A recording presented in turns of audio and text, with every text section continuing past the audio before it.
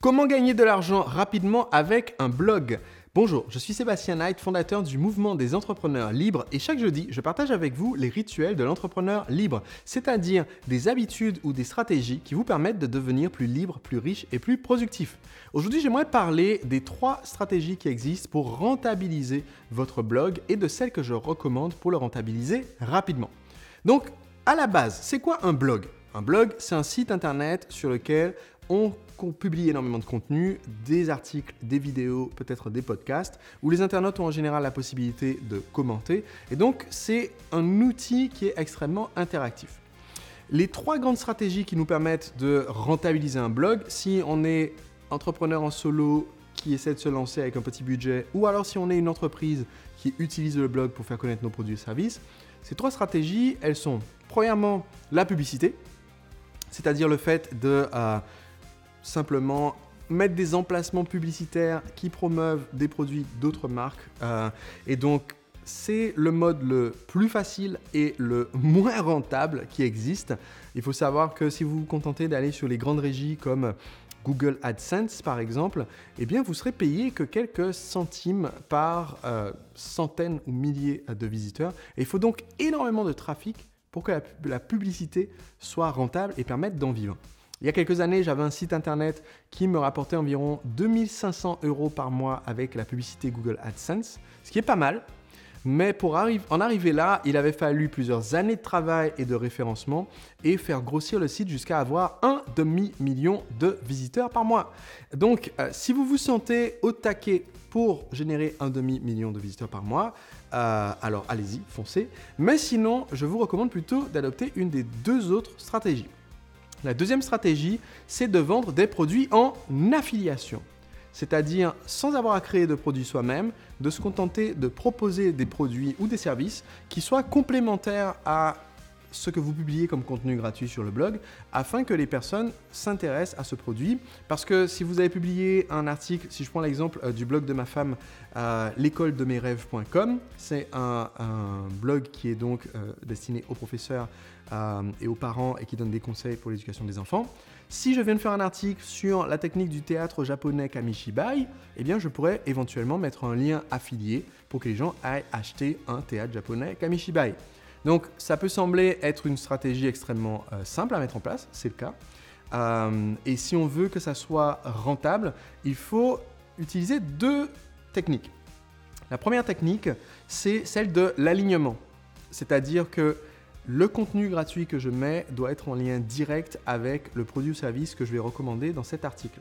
Ça ne marche pas de faire un article sur le théâtre japonais Kamishibai et de mettre un lien sur « Et maintenant, si vous voulez créer votre entreprise, cliquez ici pour acheter la formation de marketing de mon mari. » Ça ne marche pas du tout. D'accord ? Il faut que le contenu gratuit que vous publiez sur le blog mène tout naturellement à vouloir le produit en affiliation. La deuxième technique, c'est de commencer à collecter une mailing list, c'est-à-dire une liste d'adresses email des inscrits à votre blog. Parce qu'en fait, mettre des liens d'affiliation directement sur le site, c'est bien moins rentable que de vendre des produits en affiliation à vos abonnés. Donc si vous choisissez de vendre des produits en affiliation, c'est plus facile de faire une recommandation personnelle et intense aux personnes quand ils vous ont donné leur email et que vous avez le droit de les recontacter. C'est beaucoup plus rentable que de juste mettre quelques liens publicitaires sur votre site qui pointent vers des offres tierces. Donc c'est la deuxième stratégie, c'est de vendre un produit en affiliation. La troisième stratégie, et celle qui est la plus rapide et la plus rentable, c'est de vendre vos propres produits. Pourquoi est-ce que je dis que c'est plus rapide? Je vais clarifier. C'est parce que c'est plus rapide d'arriver à gagner sa vie avec une entreprise basée sur un blog si vous vendez vos propres produits que si vous faites de la pub, ça prend des plombes, ou que si vous vendez les produits des autres. Si vous vendez les produits des autres, vous n'avez pas à créer le produit, donc ça fait gagner du temps dans ce sens-là. Mais en fait, ce que vous touchez, c'est juste une commission d'affiliation. Et la commission d'affiliation, c'est un pourcentage du prix de vente du produit.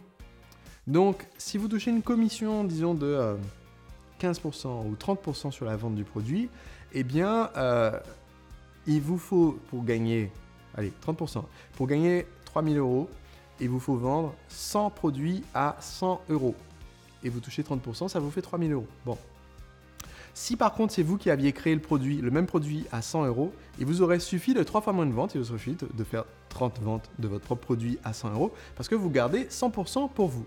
Et c'est donc pour ça que c'est une voie beaucoup plus rapide pour arriver à générer des revenus importants à partir de son blog que de faire ça. Et c'est pour cela que la stratégie que je recommande pour rentabiliser notre blog, c'est la stratégie que j'appelle la stratégie BCPV.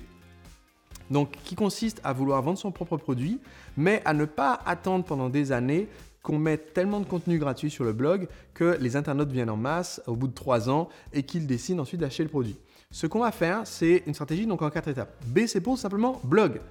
Mon blog, je vais le lancer avec un concept qui soit suffisamment unique et accrocheur pour être intéressant et je vais mettre en place une version bêta de mon blog. Donc à titre d'exemple, quand j'ai lancé mon entreprise, le Marketeur Français, mon institut de formation, avant mes activités n'avaient rien à voir. J'ai lancé un blog que j'ai appelé lemarketeurfrançais.com.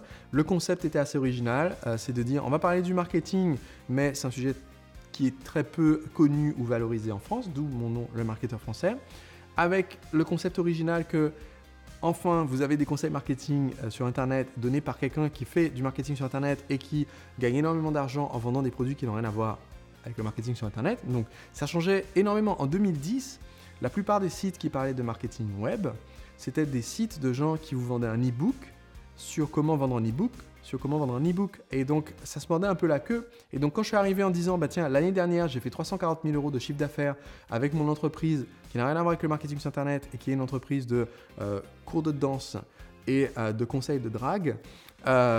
Donc, je vends des produits physiques, des services, des ateliers, des conférences, des séminaires, des livres, des DVD. Et les gens ont dit, ok, c'est nouveau, c'est intéressant. Donc, première étape, c'est avoir un blog sur un concept nouveau et intéressant. Deuxième étape, la lettre C, c'est pour contenu phare. Le contenu phare sur un blog, pour moi, c'est 7 à 10 articles seulement qui servent à raconter notre histoire et à montrer notre expertise sur le sujet. Et quand je dis expertise, c'est soit parce que, comme dans mon cas, vous avez acquis cette expertise pendant plusieurs années et donc vous avez quelque chose à dire qui est unique et que personne d'autre n'a à apporter. Soit c'est une expertise qui est acquise parce que vous choisissez d'être un blogueur, ce qu'on peut appeler un blogueur reporter. Et le blogueur reporter, c'est celui qui rassemble les informations de multiples sources et les rend accessibles à la masse. Donc, vous pouvez très bien, quand vous vous lancez, faire un blog sur le potager en carré.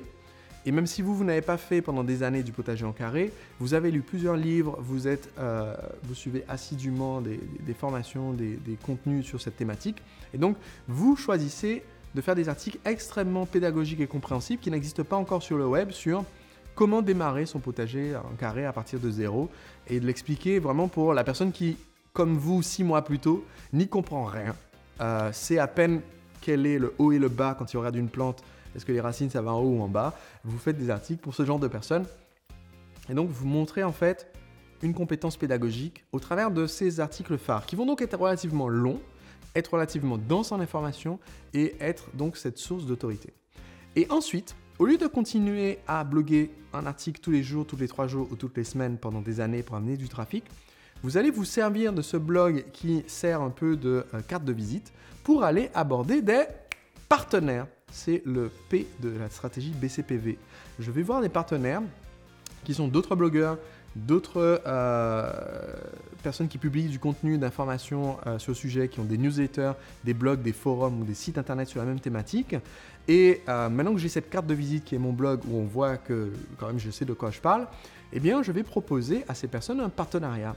Et ce partenariat, ça va être par exemple d'organiser une webconférence pour parler du même sujet que mes articles les plus populaires qui sont sur le blog, à leur audience, qui sera gratuite. Et si jamais les gens à la fin décident de m'acheter un produit ou service, eh bien je reverse une commission. Et donc c'est comme ça que quand j'ai lancé ce blog, lemarketeurfrançais.com, alors que j'avais un trafic quasiment nul, le premier mois où j'ai lancé le blog, où je me dis ok c'est bon je suis en activité, j'ai fait 10 000 euros de chiffre d'affaires. Est-ce que vous aimeriez faire 10 000 euros de chiffre d'affaires sur le premier mois de votre blog en ayant mais vraiment rien comme trafic? C'est-à-dire alors vous, les partenaires à qui vous dites que le blog existe, quelques autres blogueurs qui sont tombés dessus par accident et 2-3 personnes qui ont fait une recherche sur Google. Comment est-ce que j'ai fait? Eh bien, parce qu'au lieu de rester, entre guillemets, dans mon salon vide en attendant que les gens spontanément viennent parce que mon contenu est super. Au lieu de faire ça, je suis allé directement moi, là où il y avait déjà du monde, et proposer un partenariat pour proposer mon produit à cette audience-là. Donc, la dernière lettre de la stratégie BCPV, le V, c'est pour vente. Quand vous avez un partenaire qui accepte de publier votre contenu auprès de son audience, vous pouvez directement enchaîner de là vers la vente. C'est ce qui vous permet donc de rentabiliser très vite votre blog sans passer par la case création de contenu pour plusieurs années. Si vous utilisez cette stratégie, eh bien, votre blog sera rentabilisé bien plus vite. J'ai fait quelques autres vidéos sur le thème comment avoir un blog rentable. Je vous mettrai un lien avec la vidéo d'aujourd'hui. Mais si vous voulez être rentable rapidement, la meilleure stratégie, c'est cette stratégie blog, donc unique avec une voix unique. Contenu phare, donc uniquement 7 à 10 articles qui montrent notre expertise et non pas les articles bidons du genre « Ceci est un nouveau blog, wouhou, bienvenue ». Partenariat et ensuite enchaîner directement sur la vente. Vous faites ça, votre blog peut être rentable dès le premier mois.